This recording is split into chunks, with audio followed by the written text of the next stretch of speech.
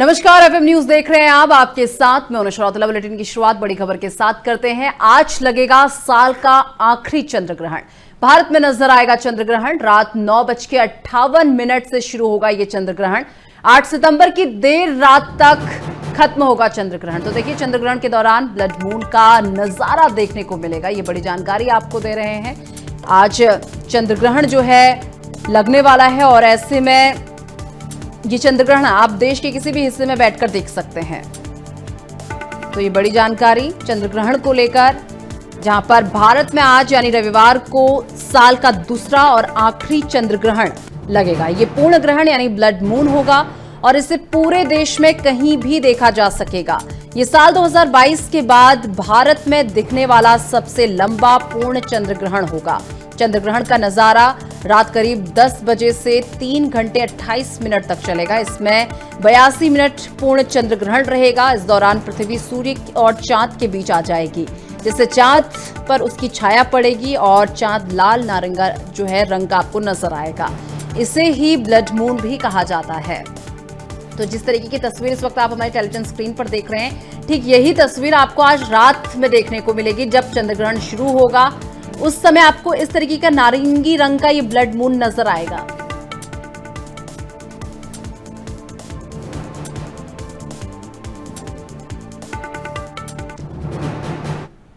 और तमाम जानकारी के साथ संजीव अग्निहोत्री ज्योतिषाचार्य इस वक्त हमारे साथ जुड़ चुके हैं। संजीव जी, बहुत बहुत स्वागत है आपका।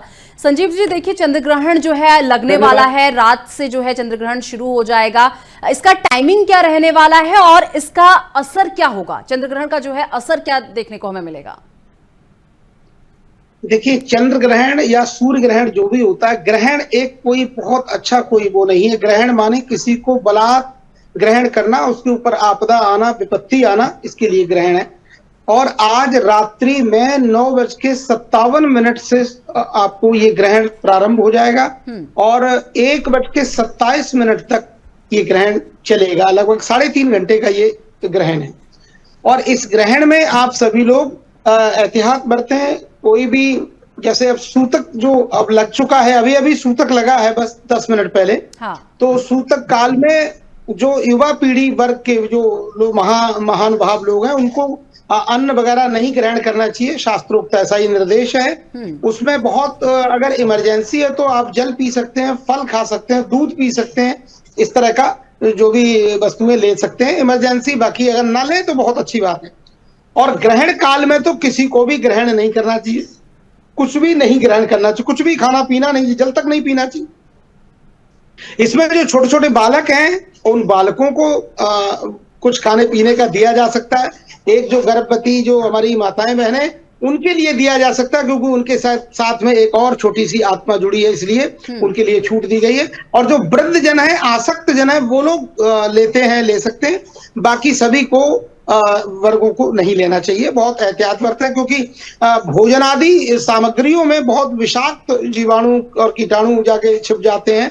और क्योंकि और इसलिए कहते हैं कि हम लोग, हमारे सनातन धर्म पद्धति संस्कृति में है कि कुसा जो दाब होता है, दर्भ, उसको भोजन के खाद्य पदार्थों में डाल देना चाहिए।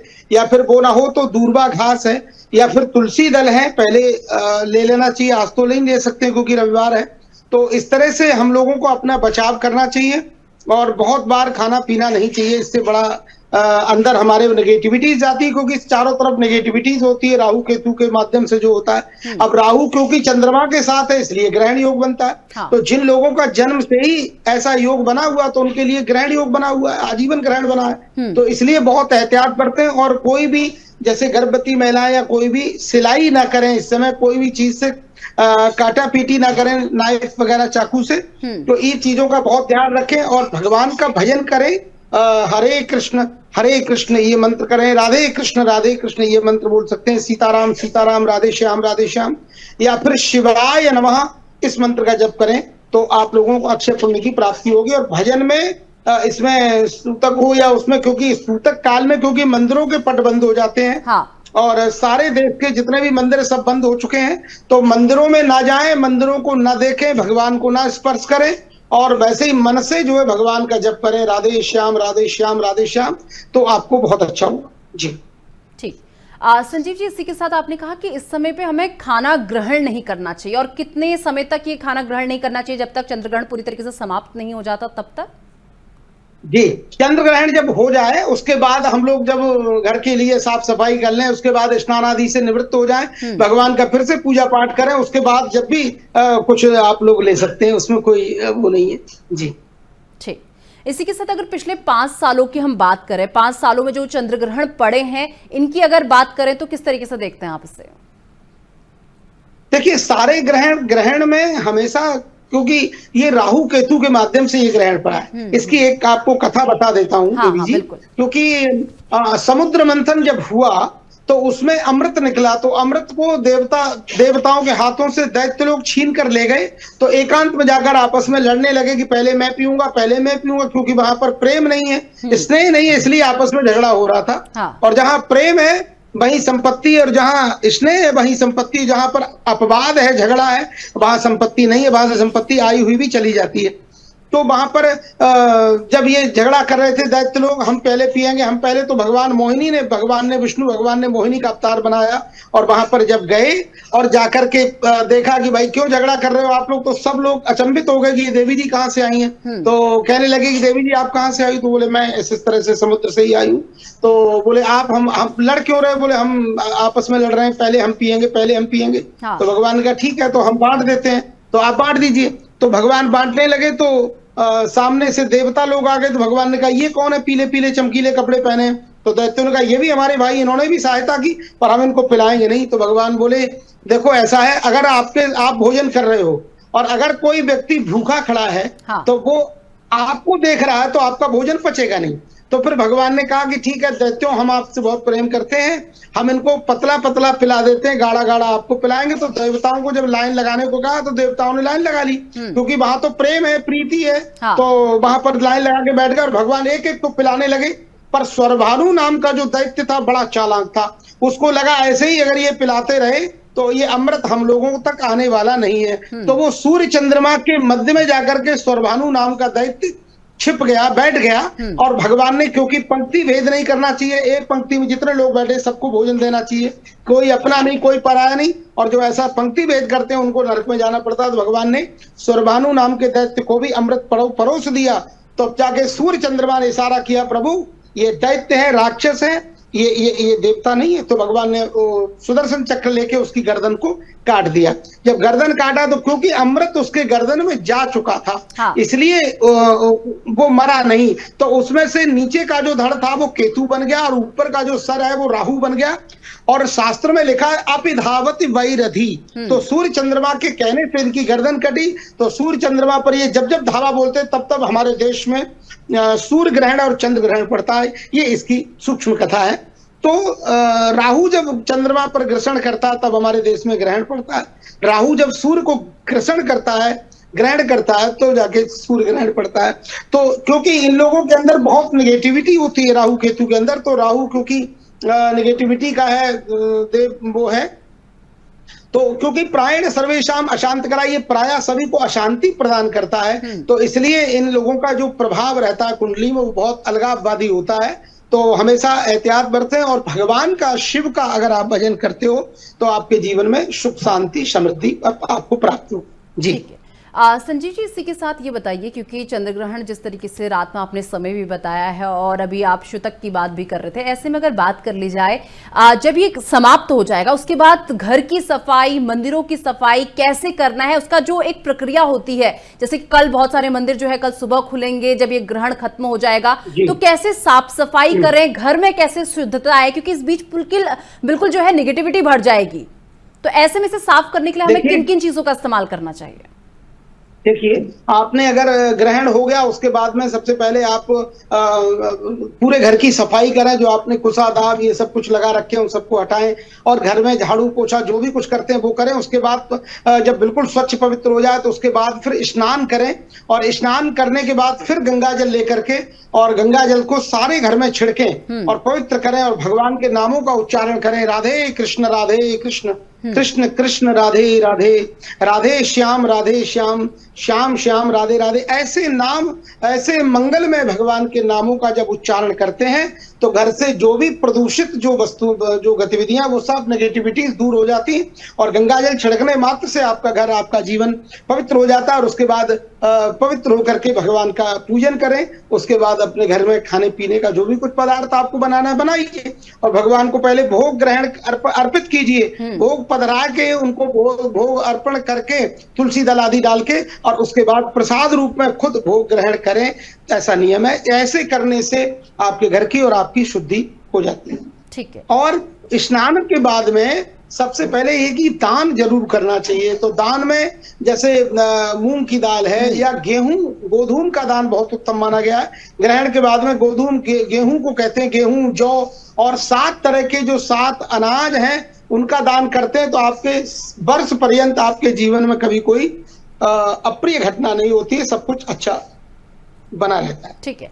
संजीव जी, इसी के साथ हमारे दर्शकों को ये भी बताइए, क्योंकि देखिए चंद्र ग्रहण के असर की हम बात कर रहे हैं, तो राशियों की अगर बात कर ली जाए तो ये किन किन राशियों के लिए बहुत शुभ संकेत लेके आ रहा है और किन के लिए बहुत अशुभ साबित होने वाला है चंद्र ग्रहण? जी देखिए, इसमें बहुत अच्छी बात आपने पूछी है देवी जी, क्योंकि यहाँ पर मैं आपको बताना चाहूंगा,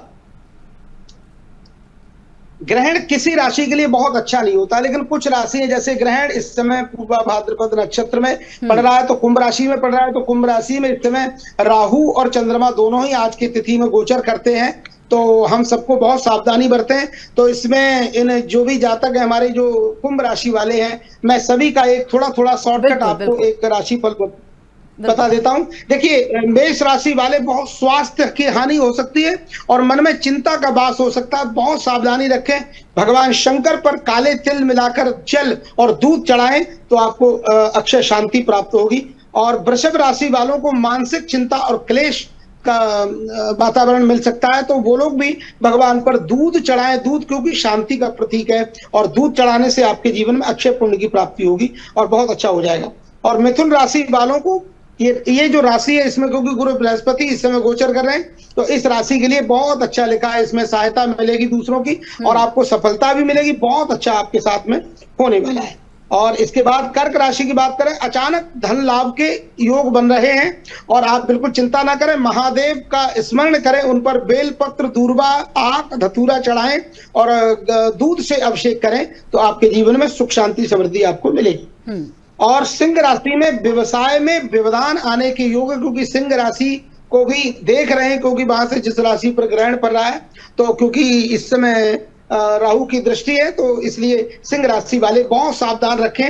और सिंह राशि वाले लाल मसूर की छिलका उतरी हुई दाल का दान करें तो इससे इनको बहुत अक्षय पुण्य की प्राप्ति होगी। और अपने जितना भी इनका वेट है सिंह राशि वालों का, अपने वजन के बराबर गेहूं का दान या जौ का दान मिलाकर करें, गायों को दान करें या ब्राह्मणों को दान करें, जो भी, तो गायों के लिए दें तो बहुत अच्छा श्रेयस्कर रहेगा। और इसके बाद कन्या राशि की बात करते हैं। शारीरिक कष्ट के संयोग बन रहे हैं कन्या राशि के लिए, तो मैं यही कहना चाहूंगा कि अपने वजन के बराबर हरा चारा ले जाकर गऊओं को दान करें तो आपके जीवन का जो कष्ट है वो कष्ट आपको नहीं प्राप्त होगा जी।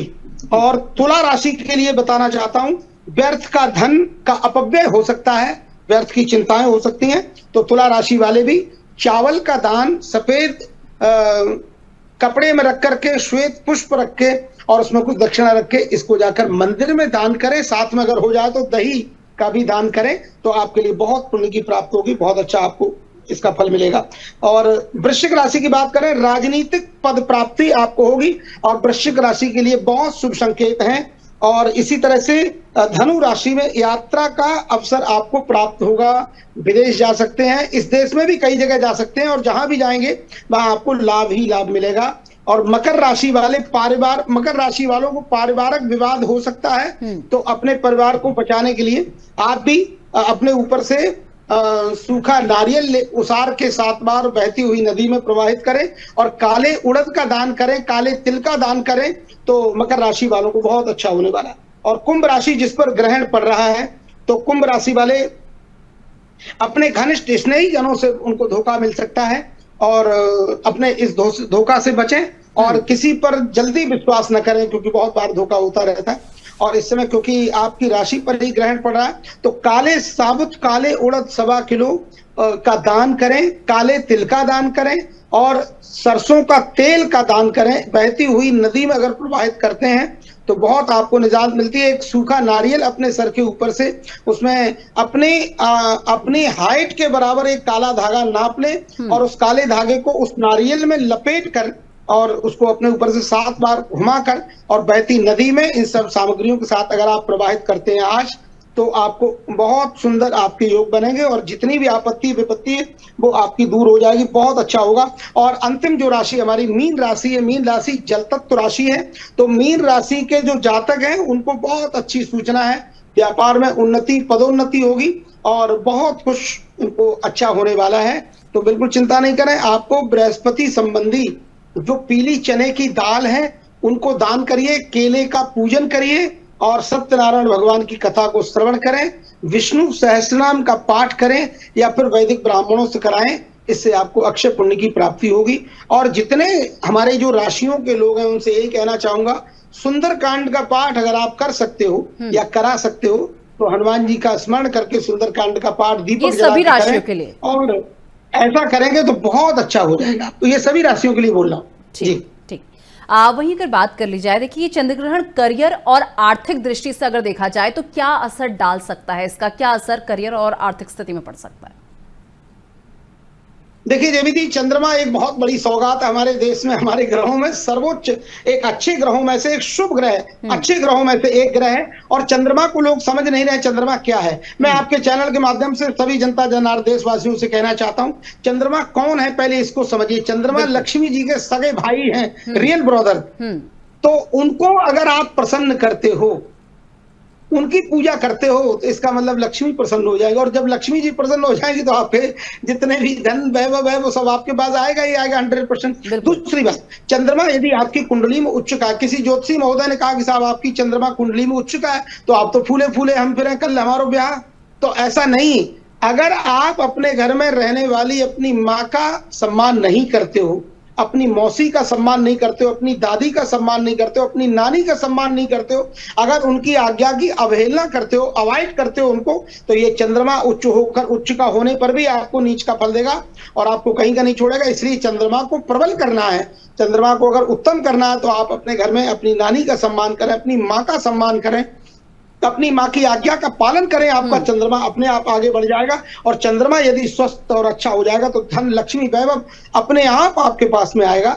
ऐसा ये चंद्रमा का। तो चंद्रमा हमारे बहुत दिव्य हैं। और वैसे भी बचपन से बोला जाता है चंदा मामा दूर के, तो चंदा जी तो साक्षात, क्योंकि लक्ष्मी जी माँ है तो उनके भाई जो हमारे मामा लगे, इसलिए एक लोकोक्ति है और लौकिक व्यवहार जगत की बात है कि चंद्रमा हम सभी के मामा जी लगते हैं। तो चंद्रमा जी का इस तरह से पूजा करें और चंद्रमा के मंत्रों का जब सोम सोमाय नमः इस मंत्र का जाप करें या फिर चंद्रमौलेश्वराय नमः इस मंत्र का जाप करें। क्योंकि चंद्रमा जी जो द्वितीया का चंद्रमा बहुत पतला होता है धागे की तरफ, चंद्र भगवान भोलेनाथ अपने मस्तिष्क पर धारण करते हैं और दिव्य आनंद होता है, उनको भी शांति और पूरे देश को शांति मिलती है। तो इस तरह से ठीक। संजीव जी, इसी के साथ अब मैं चंद्रमा के रंग को लेकर बात करूंगी, क्योंकि आज जो है चंद्रमा ब्लड मून की तरह नजर आएगा, नारंगी कलर कह सकते हैं उसका देखने को मिलेगा। क्या क्यों होता है ये, इस तरीके का कलर क्यों बनता है कि सूर्य और चंद्रमा के बीच पृथ्वी आ जाती है, जिससे जो पृथ्वी की छाया है वो चंद्रमा पे पड़ती है, इसकी वजह से ये इस तरीके का दिखता है? देखिए वो भी हो सकता है, उसके लिए मैं नेग्लेक्ट नहीं करता हूं, पर मैं ये कहना चाहता हूं कि देखिए हमारे यहाँ जब राहु, क्योंकि राहु का रंग एकदम काला है, नीला है, ये दो रंग के बारे में नीला अंजलो नील बपू क्रीटी इस तरह का लिखा हुआ है राहु के बारे में। तो राहु का क्योंकि नील वर्ण का है, काला वर्ण का है, तो काला श्वेत मिलकर के कुछ इस तरह की जब भी गतिविधि होती है या फिर अन्य जो ग्रहों का जैसे रिफ्लेक्शन पड़ता है, सूर्य का ही रिफ्लेक्शन पड़ेगा या जो भी कुछ होगा, तो उसमें कई बार रक्त वर्ण का या सिंदूरी कलर का जो हनुमान जी का कलर होता है वृंदावन में, तो इस तरह का भी कलर कई बार प्रतीति होगी, आभा प्रतीत होगी। देखिए अलार्क चक्र मात्र, जैसे हम लोग बचपन में अगरबत्ती घुमाया करते थे ना, अगरबत्ती को आप घुमाइए पूजा में तो ऐसा लगेगा कोई गोल चक्र बन गया, लेकिन वो गोल चक्र होता नहीं है, पर हमको प्रतीति होती है ऐसी। तो हम लोग जो दूर से बैठकर देखते हैं या अपने कैमरास के माध्यम से देखते हैं तो हमको ऐसा लगता है। तो क्योंकि जब कष्ट है तो कष्ट में तो व्यक्ति लाल भी होता है, पीला भी होता है, हरा भी होता है, ये सारे कारण होते हैं, कई उसके कारण हो सकते हैं जी। ठीक। अब पितृपक्ष की शुरुआत किस किस ग्रहण से कब कब हुई है सर? देखिए पितृपक्ष का, अब पितृपक्ष यूं तो आज से ही प्रारंभ होगा। जिन लोगों की मृत्यु पूर्णिमा के दिन होती तो उनका ग्रहण, उनका जो श्राद्ध है वो आज 12 साढ़े 12 बजे तक हो जाना चाहिए था, हो गया होगा। जिन्होंने भी, जो लोग देश के पढ़े लिखे लोग हैं, प्रबुद्ध लोग हैं, हाँ। उन्होंने 12:30 बजे तक उसको पूर्ण कर दिया होगा, क्योंकि पौने लगभग 12:57 से, क्योंकि सूतक लग जाएगा तो उस समय तो कुछ भी लेन देन और इस तरह का कुछ हो नहीं सकता है पुण्यार्जन। तो आज का एक श्राद्ध हो गया, इसलिए 16 श्राद्ध बोले जाते हैं। और कल से 15 दिन के जो बचे श्राद्ध हैं वो कल से प्रारंभ हो जाएंगे, तो क्रमशः चलेंगे, उसमें कोई ऐसी बाधा नहीं है। और चंद्रग्रहण का उससे कोई अलग नहीं, चंद्रग्रहण तो क्योंकि अलग है जी। ठीक है, बहुत शुक्रिया संजीव अग्निहोत्री जी हमारे साथ जुड़ने के लिए, और हमारे दर्शकों को ये जो जानकारी आपने दी है और इससे बहुत मदद भी जो है उन्हें मिलेगी। फिलहाल बहुत शुक्रिया आपका हमारे साथ जुड़ने के लिए।